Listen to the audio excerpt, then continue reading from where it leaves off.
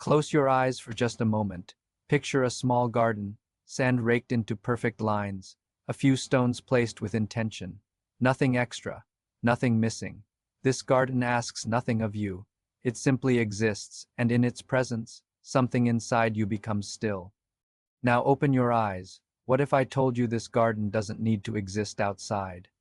What if the most important Zen garden you'll ever tend is the one inside your own mind? Today we're going to learn how to create that garden, not with sand and stones, but with awareness, breath, and gentle attention. This is not about escaping your life. It's about finding the calm space that's been waiting inside you all along. Let me begin with a story. There was once a monk who spent his days maintaining a beautiful rock garden at his temple. Visitors would come from distant villages just to see it. They would stand at the edge and whisper about its perfection. The lines in the sand were flawless. Every stone seemed to hold the weight of mountains. One day, a young traveler asked the monk, "How long does it take to create such beauty?" The monk smiled and said, "A lifetime to learn, a moment to create, a breath to begin again." The traveler didn't understand, so the monk invited him to sit. Together they watched as wind scattered leaves across the sand. The perfect lines disappeared. The monk picked up his rake and began again. He didn't rush. He didn't sigh. He simply returned to the work, and in that returning, the traveler finally understood. The garden was never about perfection. It was about presence. It was about showing up again and again with gentle hands and an open heart. Your mind is like that garden. Every day, the winds of life blow through it. Thoughts scatter like leaves, worries pile up like storm debris, emotions rise and fall like weather patterns you cannot control. And somewhere beneath all of this, you believe you've lost your peace. You believe calm is something that existed once long ago, before life became so complicated. But here is the truth the monk understood. Peace was never something you lost. It's something you return to, again and again, with patience, with practice, with the gentle rake of your attention. Creating a Zen garden for your mind begins with one simple recognition. You are not your thoughts. You are the space in which thoughts appear. Imagine standing in a field during a storm. The wind howls, rain falls, lightning splits the sky, but you are not the storm. You are the field, steady, grounded, holding space for whatever passes through. This is the first stone we place in your inner garden, the understanding that you can witness your mind without becoming tangled in it. Take a slow breath now. Feel your chest rise, feel it fall. This breath is your rake. It smooths the sand of your awareness. It creates space between you and your racing thoughts. In Zen practice, we return to the breath not because it's magical. We return because it's always here, always available, always offering you a doorway back. To now, your breath never lives in yesterday's regrets or tomorrow's anxieties. It only exists in this moment, and this moment is where your garden lives. The second stone in your mental garden is acceptance, not resignation, not giving up, but the radical act of saying yes to what is. So many of us spend our days mentally rearranging reality. We wish things were different. We replay conversations, hoping for different outcomes. We rehearse futures that may never arrive. This is like trying to rake water, exhausting, endless, impossible. Acceptance means putting down the rake for a moment and simply looking at what's actually here. The difficult feeling, the uncertain situation, the imperfect moment. When you stop fighting reality, something miraculous happens. You find you have energy again, energy that was trapped. In resistance now becomes available for presence. Let me share another image with you. Imagine walking through a garden in early morning. Dew clings to every blade of grass. Spiderwebs glisten between branches.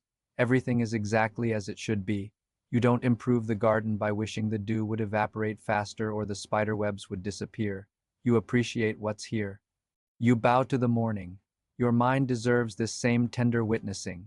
The anxious thought about tomorrow's meeting. The sadness lingering from last week's disappointment. The restless energy that won't let you sleep. These are all just dew on grass. They will evaporate in time. They don't define the garden. They're just passing visitors in the landscape of your awareness. Now we come to the practice itself. How do you actually create this inner sanctuary? How do you tend this garden when the world demands so much of your attention? The answer is beautifully simple. You begin small. You begin now. You begin with exactly where you are. In traditional Zen gardens, every element serves a purpose. The rocks represent islands or mountains. The rakes and symbolizes water flowing around obstacles. But in your mental garden, the elements are even more intimate. Your breath is the sand. Your awareness is the rake. Your intention is the hand that guides it all. Start each day with 2 minutes of silence, just 2 minutes, before you check your phone, before you make coffee, before the world rushes in with its urgent demands. Sit somewhere comfortable. Close your eyes if that feels right. Place one hand on your heart. Feel it beating. Feel the life moving through you. Then bring your attention to your breath. Don't change it. Don't improve it. Just notice it. The cool air entering your nose, the warm air leaving, the pause between breaths. This is you raking the first lines in your garden. This is you saying, I am here, I am present, I am tending to my inner landscape. Thoughts will come. This is not a problem. This is not failure. Remember the monk and his garden. The wind will always blow. Leaves will always fall. Your job is not to stop the wind. Your job is to notice when you've been carried away by thought and gently return to breath. Gently pick up the rake again. Each time you return, you're strengthening a muscle, the muscle of attention, the muscle of self-compassion, the muscle of coming home to yourself. Throughout your day, practice tiny returns. You're waiting in line at the store. Instead of scrolling your phone, place your attention on your feet. Feel them on the ground. Feel the weight of your body being held by the earth. You're stuck in traffic. Instead of cursing the delay, take 3 conscious breaths. Notice the sky. Notice the light. Notice that you're alive in this very moment. You're washing dishes. Feel the warm water. Notice the soap bubbles catching light. Each of these moments is a miniature Zen garden. Each is an opportunity to rake your awareness back to now. The third stone we place in your garden is compassion, especially self-compassion. Western culture often teaches us to be harsh with ourselves, to push harder, to do better, to fix what's broken. But Zen wisdom whispers something different. It says you're not a problem to be solved. You're a garden to be tended. When you notice your mind spinning with worry, you don't scold yourself for being anxious. You place a gentle hand on your own shoulder, the way you would comfort a dear friend. You say, I see you, I know this is hard, you're doing your best. This compassionate attention changes everything. Imagine the difference between a garden tended with frustration versus one tended with love. The frustrated gardener yanks out weeds violently, curses when things don't grow fast enough, abandons the garden when it doesn't meet expectations. The loving gardener moves slowly, notices what each plant needs, celebrates small blooms, returns even after storms. Your mind responds to the same energies. Harsh attention creates more tension. Gentle attention creates space for healing, space for growth, space for the natural wisdom that's always been inside you to finally emerge. Let's talk about the stones themselves. In a physical Zen garden, stones are chosen carefully. Each one has a presence, a weight, a history worn into its surface by water and time. In your mental garden, the stones represent your core values, the principles that ground you when everything else feels chaotic. Take a moment now to consider what matters most to you. Not what you think should matter, not what others have told you matters, but what genuinely resonates in the quiet chamber of your heart. Maybe it's kindness, maybe it's creativity, maybe it's connection or courage or curiosity. These values become the anchors of your inner landscape. When life's winds blow strong and you feel yourself scattering, you can return to these stones.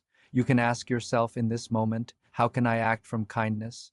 Or what would courage do right now? These questions are like the monk's rake, creating beautiful patterns in the sand of your choices. They help you move through difficulty with intention rather than reaction. The fourth element of your Zen garden is space, empty space. In traditional gardens, the areas between stones matter as much as the stones themselves. The negative space allows the eye to rest. It creates harmony and balance. Your mind desperately needs this same spaciousness. We live in a culture of constant stimulation, notifications, news, entertainment, information, all of it demanding your attention, all of it filling the space that should remain open. Practice creating gaps in your day. Gaps where nothing happens, where no input arrives, where you're not producing or consuming or optimizing, just sitting, just being, just existing without agenda. At first, this might feel uncomfortable. Your mind might scream that you're wasting time, that you should be doing something productive. But remember what the monk knew: the empty space is not wasted. It's essential. It's in the emptiness that clarity emerges.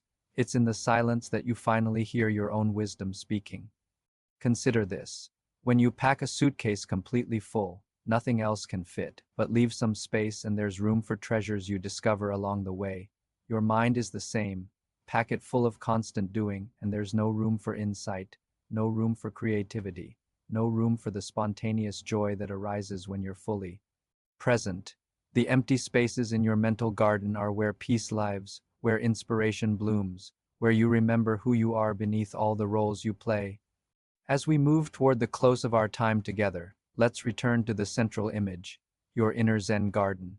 By now you understand it's not a destination you arrive at once and stay forever. It's a practice, a daily returning. Some days your garden will feel tranquil and beautiful. Other days it will look like a storm passed through. Both are completely natural. Both are part of the practice. The goal is not to maintain perfect peace at all times. The goal is to remember you have a garden at all, to remember you can return, to remember that beneath the chaos, stillness waits. This changes everything. You stop demanding that life meet certain conditions before you allow yourself to feel okay. You stop postponing your peace until you lose weight or get the promotion or fix the relationship. You realize peace is not a reward for good behavior. It's your natural state, available in any moment you choose to. Return to your breath, to your body, to the simple fact of being alive right now. Think of the monk one more time. After decades of tending his garden, what had he really mastered? Not the elimination of wind, not control over falling leaves. He mastered the art of beginning again, the art of returning, the art of meeting each moment with fresh eyes and gentle hands. This is the deepest teaching. You don't need to be perfect. You don't need to have it all figured out. You just need to be willing to pick up the rake, to take one conscious breath, to notice when you've drifted and kindly guide yourself back home. Your mini Zen garden lives in every breath you take with awareness. It lives in every moment you choose presence over distraction. It lives in the pause before you react in anger. It lives in the softness you offer yourself when things don't go as planned. It lives in the way you notice light falling across your desk, in the way you taste your food, in the way you listen to a friend without planning your response. Every single moment offers you a choice. Rush past it or enter it fully. Scatter your attention or gather it gently. Abandon your garden or return with love. As you move forward from here, remember this. You are not trying to add one more task to your overwhelming to-do list. You're not trying to become a different person. You're simply learning to inhabit your own life more fully, to be here for it, to show up for the ordinary moments that actually make up the fabric of your existence. The garden is not somewhere else. The garden is not in the future. The garden is here, now, in the space between your thoughts, in the quiet beneath your worry, in the stillness that remains when everything else falls away. You already have everything you need: your breath, your awareness, your willingness to begin. These are enough, more than enough. They are the tools of transformation, the instruments of peace, the way home to yourself. So take one more breath with me now. Feel it filling your lungs. Feel it releasing. Feel yourself here, in this moment, in this body, in this precious, fleeting, absolutely sacred present moment. This is your garden. This is your practice. This is your peace, waiting patiently for you to return. May you tend your inner garden with the devotion it deserves. May you return again and again, no matter how many times you drift. May you discover that the peace you've been seeking has been here all along, breathing quietly beneath the surface of your busy life. And may you know, truly know, that you are worthy of this care, this attention, this love. Today and every day, may you find peace in simply being.